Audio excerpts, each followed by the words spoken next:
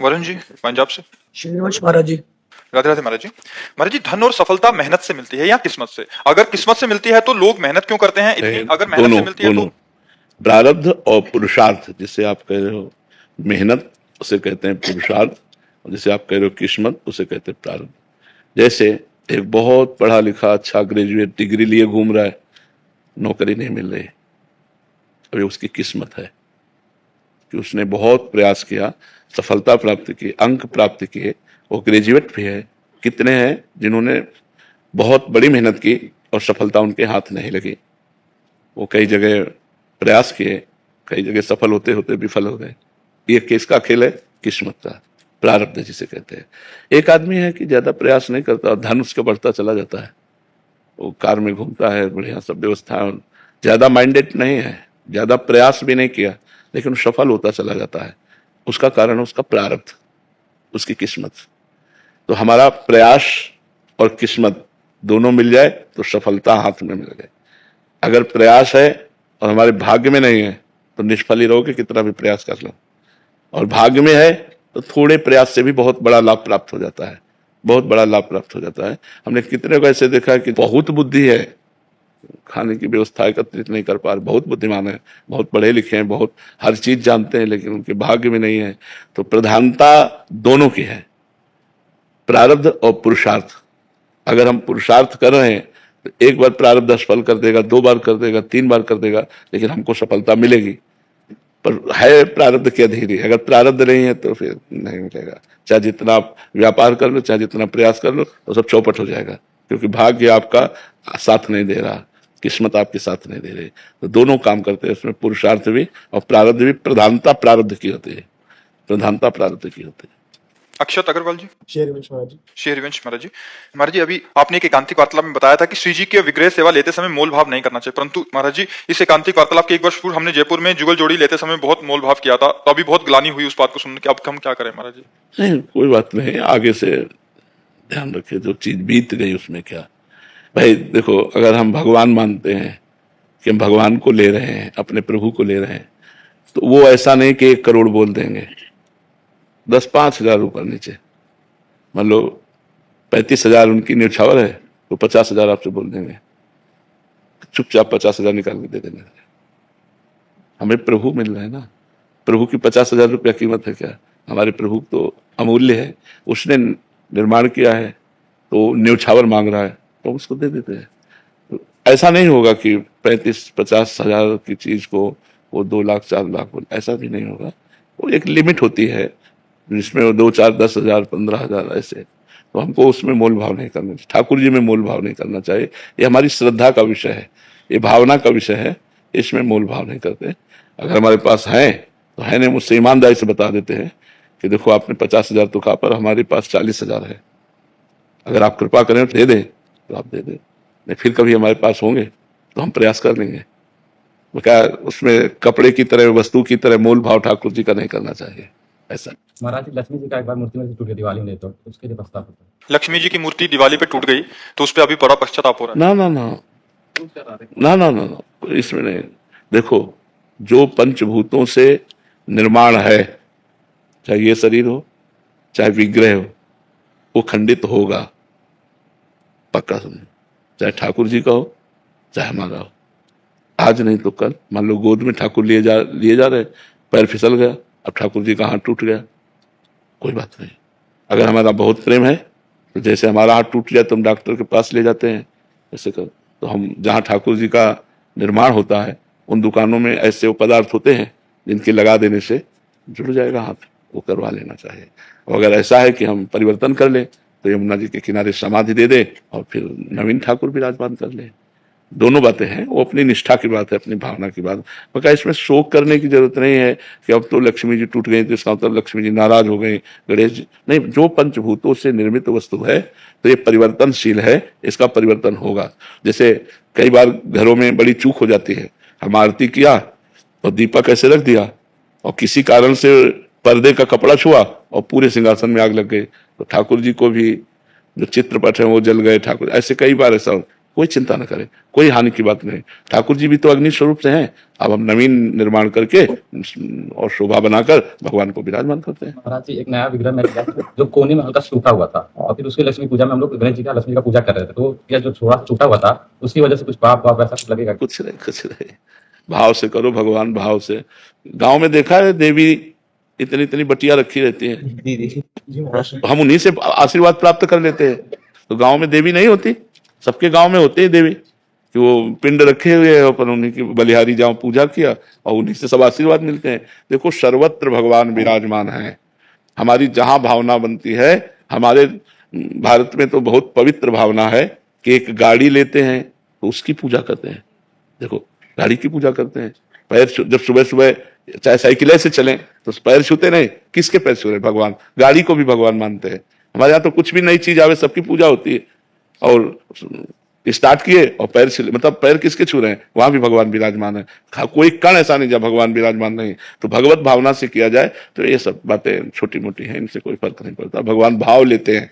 भगवान का जो स्वरूप है वो चिदानंदमय है। चिदानंदमय स्वरूप में कभी हाथ पैर ये सब बिगड़ते नहीं, लेकिन पांच भौतिक रूपों में ये लीला होगी तो इसमें हमको परेशान नहीं होना है। अखिल जी, शेरवंश महाराज। शेरवंश महाराज जी, महाराज जी आपने बीते कुछ सत्संगों में कहा था कि अर्थ का दान सोच समझकर करना चाहिए। इस वजह से आजकल लोग अर्थ की जगह वस्तु मांगने लग गए हैं, जैसे 5 किलो आटा दे दो, 10 किलो चावल दिला दो। ऐसे में उनका मना करते हुए भी नहीं बनता, और कितना नहीं नहीं नहीं किसको दें महाराज? नहीं, आप भरपेट चावल पाओ, हमारे दरवाजे में बैठो, भरपेट दाल रोटी चावल पाओ, आराम से पाओ, क्योंकि रोटी दुकान में बिकेगी नहीं, आटा दुकान में बिक जाएगा। तो अपने भी चतुराई कर लिए, अपने भी चतुराई करनी है कि कमंडल में दाल ले लो और 5 रोटी ले लो अपने घर के लिए, पवा देना जाके। आपको रोज चाहिए तो रोज आओ, 2 रोटी 4 रोटी दे देंगे, लेकिन हम आपको तौल के आटा नहीं देंगे, क्योंकि वो आटा उधर तौल जाएगा जाके। तो बड़ी समस्या है दान देने में भी, दान देने में भी बहुत सोच समझ के। तो जैसे कुछ लोगों का ये व्यापारी होता है, वो पहनते नहीं, पहना भी दो ना तो थोड़ी देर बाद वो नहीं मिलेगा। तो हमारी समझ में खवा पिया दे, इसमें कोई परेशानी नहीं है। और जब किसी को वास्तविक बीमार देखे तो सहयोग कर देना चाहिए। वास्तविक ठंडी से कांप रहा है तो हमें सहयोग कर देना चाहिए। फिर आगे जो जाने वो भगवान जाने। ज्यादा विचार करोगे तो देने का ही मन नहीं करेगा कुछ। मनन शर्मा जी। राधे राधे। राधे राधे महाराज जी।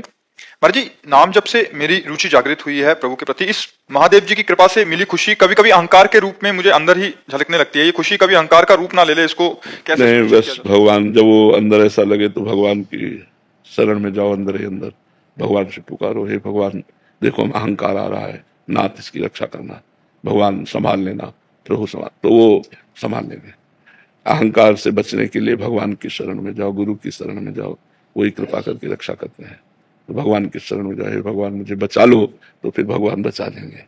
अपने पता चल रहा है ना कि अब अहंकार आ रहा है, तो राधा राधा राधा राधा राधा, हे प्रभु नाथ मेरी सामर्थ्य नहीं कि मैं इससे लड़ सकूं, आप मुझे बचा लीजिए। तो हम ऐसे ही जब हमारे अंदर विकार आवे, कोई भी विकार, ये सब 6 विकार के अंदर है, अहंकार भी 6 विकार के अंदर, काम क्रोध लोभ मोह अहंकार और मत्सर, जो मद है वही अहंकार है। तो इसलिए इन विकारों में से कोई भी विकार यदि हमारे हृदय में अपना अधिकार जनाना चाहता है तो हृदय बिहारी भगवान से हम प्रार्थना करें, नाथ मेरे में सामर्थ्य नहीं, आप ही से हटा दीजिए, तो हटा देंगे। ठीक है। प्रिया जी रांची से। राधे राधे महाराज जी।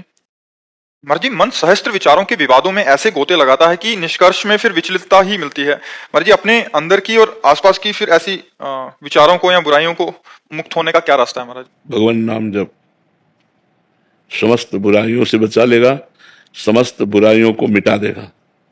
सातु दीर्घ काल निरंतर सत्कार सेवितो दृढ़ भूमि, वह नाम लंबे समय तक निरंतर आदर के साथ जपा जाए तो हृदय को निर्विकार कर देगा।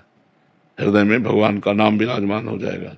नाम जप करो, खूब नाम जप करो, सत्संग सुनो। साधन को हरि भजन है, कै सत्संग सहाय, सत्संग सहायता करेगा आपकी, और साधना मुख्य हरि भजन है। खूब भजन करो, सत्संग सुनो, धीरे धीरे हर विकार से आप निकल जाओगे।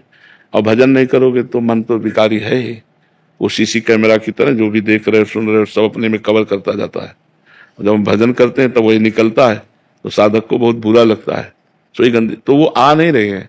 अब तुम्हारा मन रूपी चिप खाली हो रहा है, वो डिलीट हो रहा है। राधा राधा राधा वो निकल रहा है, गंदी गंदी बात, गंदे गंदे आचरण, वो गंदा चिंतन, ऐसे सब वो हमसे मन के अनुसार गलत होने ना पावे और नाम जब बढ़ता चला जाए तो धीरे धीरे मन निर्मल हो जाता है, क्योंकि निर्मल मन ही भगवत साक्षात्कार कर पाता है। तो निर्मल मन होने के लिए भगवान नाम है। आप देखो और सब में मन लग जाएगा, भजन में मन नहीं लगेगा। और भजन में मन लगाने की कोशिश करो तो गंदी गंदी बातें, दुनिया का सब गंदगी, तो वो गंदगी लाता नहीं उस समय उसमें जो गंदगी अनंत जन्मों की है वो फेंकता है बाहर, वो बाहर नष्ट कर रहा है, वो डिलीट हो रही है। तो खूब नाम जप करो, नाम जप से ही मन निर्विकार हो जाएगा। सत्संग सुनो और नाम जप करो। अक्षय जी जोधपुर से। राधे राधे महाराज जी। महाराज जी, मैं निर्गुण संत परंपरा के गुरुदेव पिछले 13 साल से दीक्षित हूं और उनकी बताए मार्ग पर चलने का प्रयास कर रहा हूं। मेरे गुरुदेव और आपके सत्संग में बहुत समानता मिलती है। महाराज जी, आपका प्रश्न है कि मुझे निर्गुण परंपरा से जुड़ा होने के कारण तीर्थ धाम आदि में जाने में इतनी रुचि नहीं थी, पर आपके सत्संग मोबाइल में सुनने के कारण बार बार वृंदावन आकर आपके दर्शन करने की इच्छा होती है और आता भी हूं। तो यहाँ के मंदिर भगवान के प्रति मेरा क्या भाव होना चाहिए जिससे मेरे मार्ग में अनन्यता भी बनी रहे और यहाँ कोई भगवान वैष्णव का अपराध भी ना बने और मैं आध्यात्मिक आगे बढ़ सकूं? इसमें ध्यान देना है, चाहे निर्गुण हो चाहे सगुण हो, दोनों सिद्धांत एक बात को तो कहते हैं कि कोई कण ऐसा नहीं जहां ब्रह्म ना हो। बात समझ रहे? कोई ऐसा कण नहीं जहां परमात्मा ना हो। ये सुना कि नहीं सुना? चाहे निर्गुण उपासना में चलो चाहे सगुण उपासना में चलो, तो जब परमात्मा के बिना कोई कण नहीं है, मंदिर में परमात्मा नहीं है क्या? मंदिर में परमात्मा है महाराज जी। एक संतों की वाणी में सुना था, कबीर साहब की वाणी में, कि 100 वर्ष भक्ति करे एक दिन पूजे आन, कह कबीर वो जीव पड़े 84 खान। एक दिन पूजा आन मतलब आन उपासना नहीं होनी चाहिए। आन संसार को कहते हैं। हमारे यहाँ आचार्य कहते हैं, कहे हरिदास ते जीव विमुख भये जे दूसरी कर डारी। आन का मतलब क्या होता है? दूसरी कर डारी। हम भगवान के भक्त हैं, किसी स्त्री पुरुष का आश्रय ले लिए, किसी भोग का आश्रय ले लिए, किसी और का बल ले लिए, बोले भक्ति में कलंक कर दिया, भक्ति को नष्ट कर दिया। ये समझने का विषय है कि 100 वर्ष आप भक्ति कर रहे हो और किसी दूसरे को मान लिया, किसी दूसरे को स्वीकार कर लिया, तो दूसरा कौन? माया। दो ही तो हैं। माया को स्वीकार कर लिया तो 100 वर्ष की भक्ति तुम्हारी पानी फेर गया। समझ रहे ना? दूसरा कोई भगवानों में थोड़ी दूसरा है। यहाँ दूसरा कौन है हमें बताओ ना? एक को ब्रह्म। तो सिद्धांत को जब समझोगे तो कोई परेशानी नहीं आएगी, सिद्धांत को नहीं समझोगे तो परेशानी है। आप एक क्षेत्र को निर्गुण समझते हैं क्या आप निर्गुण नहीं हो क्या? तो ये स्वरूप तो माया में है। ये जो आप रूप देख रहे हो ये माया में है। स्वरूप सबका निर्गुण निराकार है। चाहे निराकार भजो चाहे साकार भजो। साकार भजोगे तो निराकार में पहुंच जाओगे, निराकार भजोगे तो साकार में पहुंच जाओगे। वही साकार वही निराकार। गुरु क्या है? निराकार। तो निराकार गुरु बोल सकता है? नहीं, सगुण। तो बात समझ ली है, हमें बात समझ ली कि निराकार गुरु की वाणी ले हम बोल रहे हैं अंदर से। क्या बोले? अब हम बोल रहे हैं, ये सुनाई दे रहा है कि नहीं? तो अगर हम कहीं भी पहुंचते हैं तो सगुण साकार से निराकार तक पहुंचते हैं, क्योंकि हम सगुण में फंस गए। सगुण गुण सहित तीनों गुणों से रचित जो 3 देह हैं, स्थूल सूक्ष्म और कारण, इनमें हम फंस चुके हैं। तो कांटे से कांटा निकाल दो। आप तो निर्गुण थे, आप निर्गुण हैं, आप निर्गुण रहेंगे। आप गुणातीत है। निर्गुण का मतलब जानते हो क्या होता है? जो मायातीत है, गुणातीत है, वो आपका स्वरूप है। जो आपका स्वरूप है वो एक है, वही एक अनेक रूपों में भास रहा है। एक ही है, दूसरा थोड़ी। आपका स्वरूप, आपके गुरु का स्वरूप, कबीरदास जी का स्वरूप, सबका एक ही स्वरूप है। आत्मा तो एक है ना, शरीर अनेक है। जैसे 5000 घड़े रख दिए जाए और उनमें सूर्य का प्रतिबिंब पड़े तो सूर्य 5000 हो जाएंगे क्या? सूर्य तो एक ही रहेगा। और सब घड़े फोड़ दिए जाए तो सूर्य को कोई फर्क पड़ेगा क्या? वो एक ही तो रहेगा। ये थोड़ा ज्ञान का जब विकास होता है तो हमको परेशानी नहीं होती। जैसे एक डिबिया में पारस मणि रखी है तो हम डिबिया को बहुत संभाल के रखेंगे ना। उसके अंदर पारस मणि, ये डिबिया है पांचभौतिक, इसके अंदर क्या रखा है? आत्मा रूपी पारस। तो अब इसका भी आदर करते हैं, इसको बहुत संभालते हैं, बहुत प्यार करते हैं, क्योंकि इसमें ही आत्मा विराजमान है, इसमें भी आत्म तत्व विराजमान है। तो जब हम तत्व के उपासक हैं तो तीर्थों में भी गंगा, यमुना, गोदावरी, नर्मदा, ये सब भगवान का साक्षात स्वरूप है। ये त्रिगुण माया से पार करने के लिए स्वयं प्रवाहित हो रहे हैं भगवान इन रूपों में। भगवान का अर्चा अवतार मंदिरों में विराजमान है, उनके दर्शन से हमारी भगवत स्मृति बढ़ती है।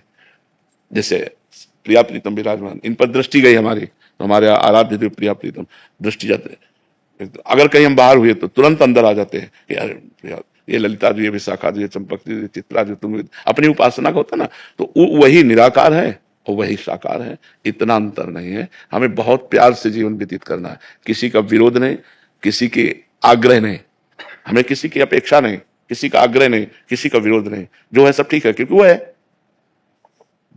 अगर वो एक देशी होता तो हमारी समस्या हो जाती, अगर वो एक क्षेत्रीय होता तो हमारी समस्या बढ़ जाती। वो सर्वदेशी है, वो सर्वत्र है, ऐसा आप मानते हैं ना, फिर हमारी समस्या नहीं है, हमारी कोई समस्या नहीं। आप उसे काला बोलो, गोरा बोलो, आप उसे बेरंग का बोलो, हमारी समस्या ही नहीं, क्योंकि काला भी वही है, गोरा भी वही है, बेरंग भी वही है। आप मूर्ख बोलो, विद्वान बोलो, अच्छा बोलो, बुरा बोलो, हमें कोई समस्या नहीं, क्योंकि अच्छा भी वही है, बुरा भी वही है, भला भी वही है, बड़ा भी वही है, छोटा भी वही, अणु अणियान महतो महियान, सब कुछ वही है, बस खत्म। दूसरी खरीदारी कहे हरिदास ते जीव विमुख भय, ये दूसरी खरीदारी, दूसरी है माया। अगर माया को स्वीकार कर लिया तो गड़बड़ हो गया। और माया कहाँ है? ये आपका शरीर ही माया है, शरीर संबंध ही माया है, शरीर संबंधी भोग ही माया है। समझ पा रहे आप? हाँ, तो बिल्कुल प्रसन्न मुद्रा में रहिए। सर्वत्र हमारा ही राज्य है, सर्वत्र हम जिसकी आराधना कर रहे हैं वही है, दूसरा कोई नहीं। आराधक, आराधना और आराध्य तीनों जब एक हो जाते हैं, त्रिपुटी का लय हो जाता है, तब वो सिद्ध पुरुष कहा जाता है। आराधना किसकी? राम नाम की उपासना। नहीं, राम है कौन? वही तत्व है। वो एक है कौन? अपनी आत्मा है। नहीं, अपनी आत्मा, इतना सुना तो होगा, अनुभव भले ना हो, सुना तो है ना। जो राम है वही हमारी आत्मा है, जो हमारी आत्मा है वही निर्गुण निराकार तत्व है। दो जहां करेगा, जहां आन कर लिया तो 100 वर्ष भक्ति की हुई बेकार हो जाएगी। आन नहीं, वही है, वही वही, दूसरा कोई नहीं है। मेरे तो गिरधर गोपाल दूसरा न कोई। तो भक्ति भी वही रंग लाती है, जो चाहे साकार से करो चाहे निराकार से लगो।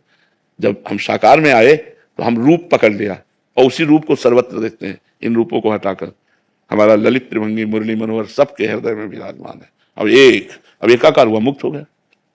वो निराकार एक, तो एकाकार हुआ, मुक्त हो गया। सवाल हल होना एक में, आपका उत्तर एक आना चाहिए।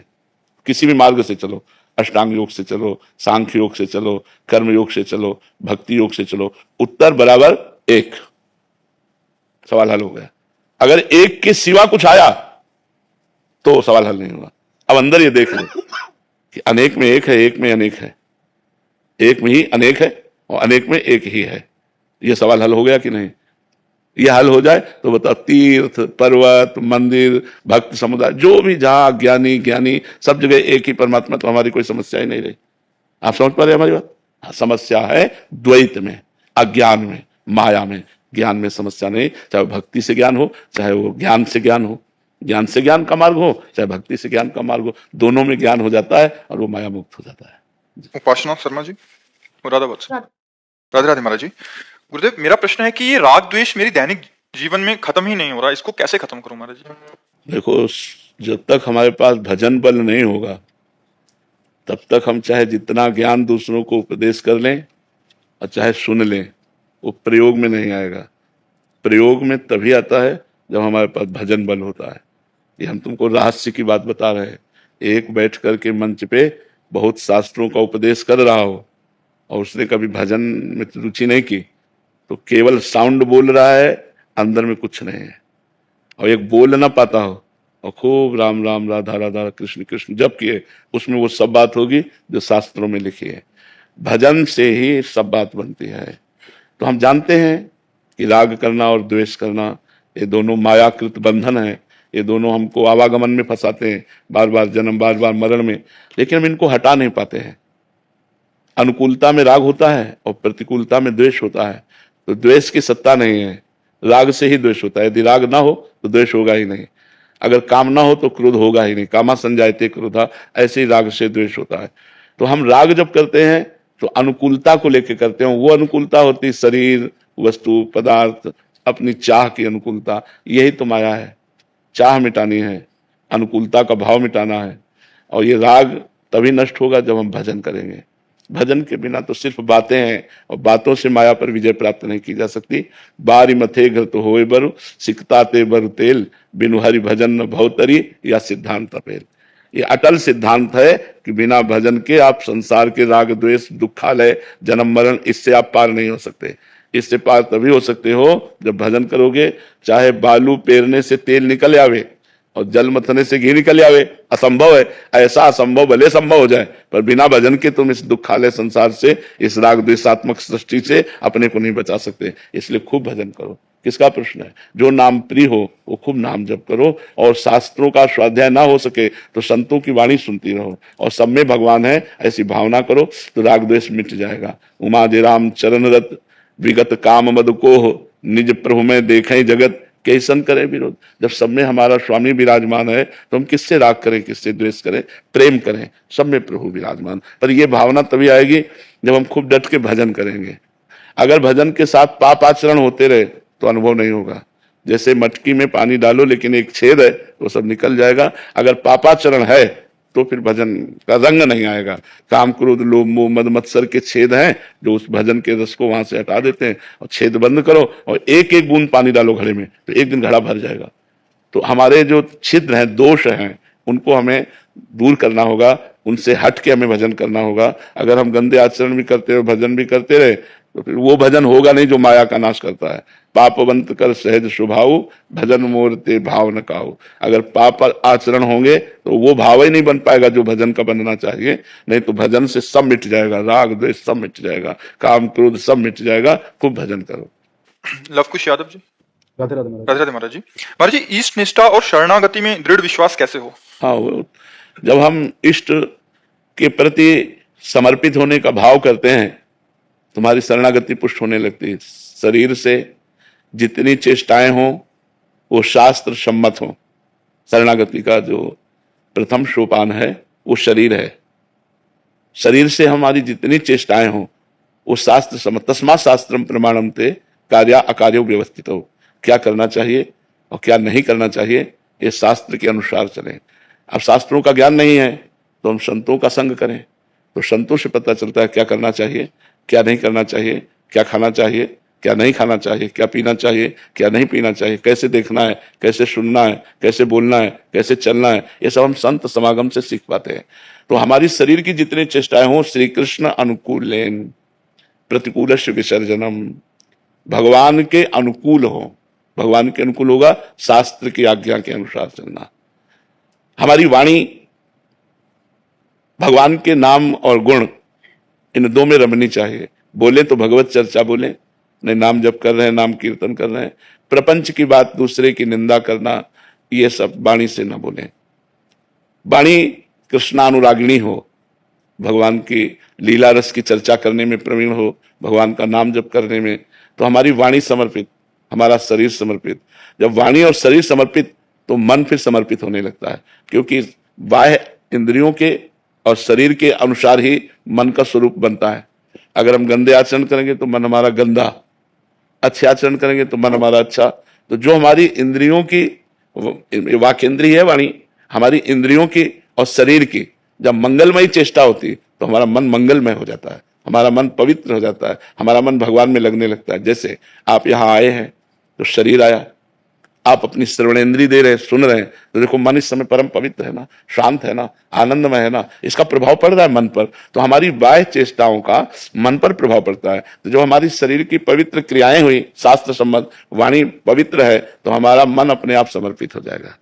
तन, वाणी और मन के समर्पण होते ही स्वयं समर्पित हो जाता है। जैसे आप यहाँ आए हो, आपका शरीर आया है, तो आप भी यही हो, आपकी आत्मा भी यही विराजमान है, आप भी यही हो।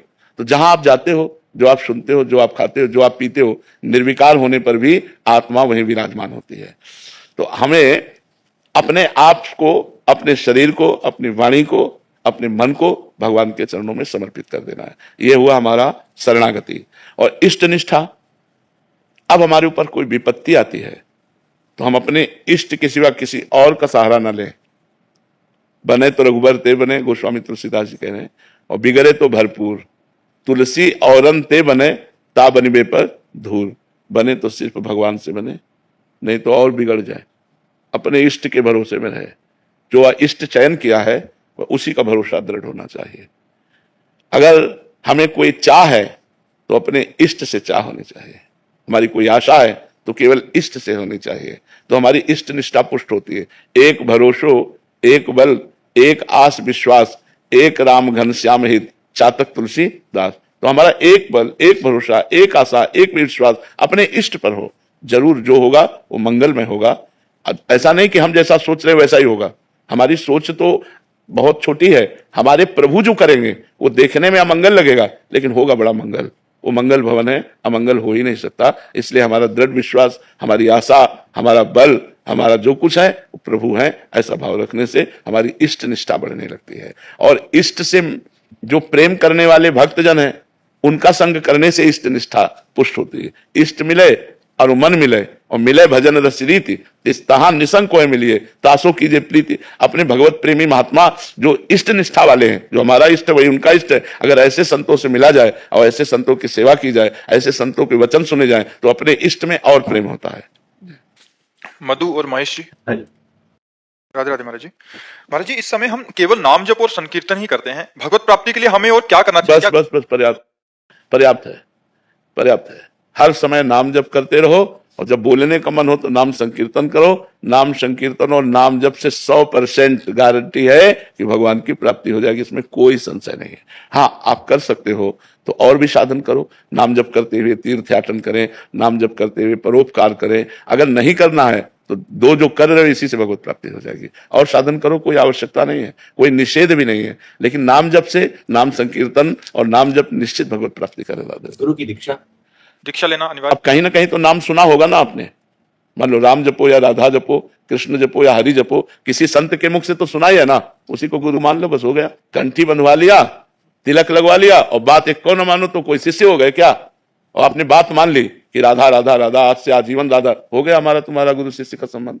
संबंध मानने का है। कंठी तिलक की बात एक अलग है, श्रृंगार की, भागवतिक श्रृंगार है, लेकिन गुरु शिष्य का संबंध मानने का होता है। अगर गुरु की बात माने तो सब बात बन जाए। गुरु बहुत लोग बना लेते हैं कि गुरु की एको नहीं मानते। गुरु को मानते हैं, हमारे गुरु जी हैं, और गुरु की नहीं मानते, तो गुरु की ना मानने से उनका कल्याण नहीं होता। बोले अरे यार, इतने सिद्ध संत के शिष्य होकर तुम्हारा कल्याण नहीं हो रहा, क्योंकि सिद्ध संत को तो माना कि गुरु जी हैं, लेकिन उनकी बात नहीं मानी। तो बात ही तो शिष्यता का संबंध है। गुरु शिष्य का जो संबंध है वो आज्ञा का है। आज्ञा समझ साहिब सेवा, गुरु की बात मान ले, हो गया बात। गुरु शिष्य का गुरु मंत्र का मतलब यही होता है। जैसे हम कह रहे हैं कि राधा राधा जपो, राम राम जपो, कृष्ण कृष्ण जपो, आपका परम मंगल होगा। आपने बात पकड़ ली कि आज से मैं नाम जप करूं, हमारा तुम्हारा संबंध हो गया, कहने की जरूरत थोड़ी, हो गया संबंध। हमारा तुम्हारा दीक्षा हो गई, हमारा तुम्हारा संबंध हो गया, और बात बन गई, इसी से बात बन जाएगी। अज्ञान अथवा ज्ञानाद उत्तम श्लोक नामयत संकीर्ततो मघम पुंसो दहे देधो यथा नला। जो हम हर उत्तर में केवल नाम देते हैं कि आप नाम जप करो, तो देखो शास्त्र कह रहा है अज्ञानाद अथवा ज्ञानाद, अज्ञान से आपको महिमा पता नहीं नाम की, और आप राधा राधा कृष्ण कृष्ण राम राम उच्चारण किए, या जान करके महिमा सुन करके, भगवान नाम की महिमा जान करके, उत्तम श्लोक नामयत, उत्तम श्लोक कहते हैं भगवान को, जानकर या अनजान में भी यदि हम भगवान के नाम का उच्चारण करते हैं तो संकीर्तित मघम पुंसो दहे देधो यथा नलः। भगवान का नाम उच्चारण करते करते संपूर्ण पाप वैसे ही नष्ट हो जाते हैं जैसे काष्ठ को अग्नि भस्म कर देती है। जैसे पहाड़ जैसी लकड़ी रखी हो और अग्नि लग जाए तो सबको नष्ट कर देगी, ऐसे ही जब हम भगवान नाम जप करते हैं तो हमारे सारे पाप नष्ट हो जाते हैं। वज्रम पाप मही भृताम भवगद्रो देकस्य सिद्धौषधम मिथ्या ज्ञान निशा विशाल तमसस तिगमांशु बिंबोदया स्फूर्जत क्लेश मही रुहा मूर्तर ज्वाला जटाला सिखी द्वारम निर्वृत्ति सदमनो विजयते कृष्णेति वर्णद्वयम। ये दो अक्षर राधा, ये दो अक्षर कृष्ण, ये दो अक्षर नाम के जो हैं ये महामहिम है। जब हम भगवान का नाम जप करते हैं तो हमारे चाहे पर्वत के समान पाप हो, तो जैसे इंद्र वज्र का प्रहार पर्वत पर कर दे तो धूल के समान चूर हो जाता है, ऐसे ही भगवान का नाम हमारे पाप के पहाड़ हो तो भी उसे चूर कर देगा। वज्रम पाप मही भृताम, हमारे छोटे मोटे पापों की क्या बात, पहाड़ के पाप हो तो भी भगवान का नाम जप करने से, नाम कीर्तन करने से वो पाप नष्ट हो जाते हैं। भवगद्रो द्रेकस्य सिद्धौषधम, जो ये आवागमन रूप संसार चक्र है, बार बार जन्मना, बार बार मरना, नीच योनियों में जाना, बहुत कष्ट भोगना, नरक आदि जाना, ये सब नष्ट हो जाएगा। अगर हम भगवान का नाम जप करते हैं तो संसार रूपी रोग की सिद्ध औषधि है। जासु नाम भव भेषज, भेषज कहते हैं औषधि, भव कहते संसार रोग। संसार रोग क्या है? काम, क्रोध, लोभ, मोह, मद, मत्सर, जन्मना, मरना, दुख, विपत्ति, संकट, नरक, ये दुनिया का जितना दुखमय क्षेत्र है ये सब संसार रोग है। इसका नाश कैसे होगा? बोले भगवान नाम जप के द्वारा। जितना भगवान नाम जप करोगे संसार रोग तुम्हारा नष्ट हो जाएगा। मिथ्या ज्ञान निशा विशाल तमसस तिग्मांशु बिंबोदय। ये जो झूठ की रचना है, कैसी झूठ की रचना है? मिथ्या ज्ञान की, कि सब में भगवान विराजमान, वो हमें दिखाई नहीं दे रहा। हमें स्त्री दिखाई दे रहा, पुरुष दिखाई दे रहा है, पापी दिखाई दे रहा, पुण्यात्मा दिखाई दे रहा है, अच्छा दिखाई दे रहा, बुरा दिखाई दे रहा है। ये गलत दृष्टि हमारी, अज्ञान दृष्टि है। ज्ञान दृष्टि क्या है? सिय राम मैं सब जग जानी, करो प्रणाम जोरी जुग पर। सब में मेरा भगवान विराजमान है, ये ज्ञान दृष्टि। तो बोले अज्ञान को नष्ट करने के लिए, जैसे अंधकार को नष्ट करने के लिए सूर्य उदय होने के पहले ही अंधकार नष्ट हो जाता है, ऐसे ज्ञानोदय होने के पहले ही अज्ञान का नाश हो जाता है। जो अंधकार रूपी रात्रि को नष्ट करने के लिए सूर्य उदय के समान है, अज्ञान अंधकार को नष्ट करने के लिए वो भगवान का नाम है। अर्थात पाप नष्ट करने के लिए भगवान नाम, संसार के आवागमन को मिटाने के लिए भगवान नाम, अज्ञान का नाश करके ज्ञान प्रकाशित करने के लिए भगवान नाम। स्फूर्जत क्लेश मही रुहा मूर्तर ज्वाला जटाला सिखी। कह रहे दुख रूपी जंगल है, भयानक जंगल है। ये अज्ञान के कारण नहीं दिखाई दे रहा, बकाया हम लोग सब बहुत दुख में फंसे हुए हैं। कब मर जाए पता नहीं। मर गए, पूरा परिवार छूट गया, घर छूट गया, हमारी लायकात छूट गई, पद छूट गया, हमारी डिग्री छूट गई, हमारे बैंक बैलेंस छूट गया। फिर हम जहां जन्मे, फिर वही ड्रामा शुरू। बचपन, जवानी, पढ़ाई लिखाई, फिर मरे, सुअर बने, कुत्ता बने, गधा बने, क्या बने यार। कब तक हम इस दुख में फंसे रहेंगे? इस दुख रूपी जंगल को भस्म करने के लिए दावानल रूपी भगवान का नाम है। जैसे जंगल में दावानल लग जाता है ना, तो अब भस्म कर देता है। ऐसे जितना नाम जप करोगे ये दुख रूपी जंगल बिल्कुल भस्म हो जाएगा। द्वारम निर्वृत्ति सद मनो विजयते कृष्णेति वर्णद्वयम। बोले मोक्ष का द्वार है भगवान का नाम। अर्थात आप नाम जप करो, राम राम राम, कृष्ण कृष्ण कृष्ण, राधा राधा राधा, आप मोक्ष द्वार में पहुंच चुके हैं। अब प्रवेश होना है। जितना अधिक नाम जप करोगे उतनी ही जल्दी भगवत धाम में प्रवेश हो जाएगा, भगवत लीलाओं में प्रवेश हो जाएगा, मोक्ष प्राप्त हो जाएगा। सब कुछ भगवान के नाम में विराजमान है। आज हमारा जो प्राणी समुदाय है अध्यात्म को छोड़कर सुख प्राप्ति के लिए सिर्फ भोगों की तरफ भाग रहा है, और ये सीधे दुख और नरक की प्राप्ति कराता है, विपत्ति और नरक की प्राप्ति कराता है। और लोग समझ नहीं रहे कि अगर हमको ऐसे संकट से कोई उबार सकता है तो केवल भगवान का नाम। चहुं युग चहुं श्रुति नाम प्रभाव। चारों युगों में, चारों वेदों में नाम का प्रभाव गरज रहा है। कल विशेष नहीं आन उपाव। कलयुग में तो केवल भगवान नाम, कलयुग केवल नाम आधारा, सुमिर सुमिर नर उतर पारा। नाम लेत भव सिंधु सुखाही, करहु विचार सुजन मन माही। ऐ सुजान लोगो, विचार करो, जिन भगवान का नाम जप करने से ये संसार समुद्र ही सूख जाता है। अर्थात उसे तरना नहीं पड़ता, वो भगवान की गोद में विराजमान हो जाता है जो भगवान का निरंतर नाम जप करता है।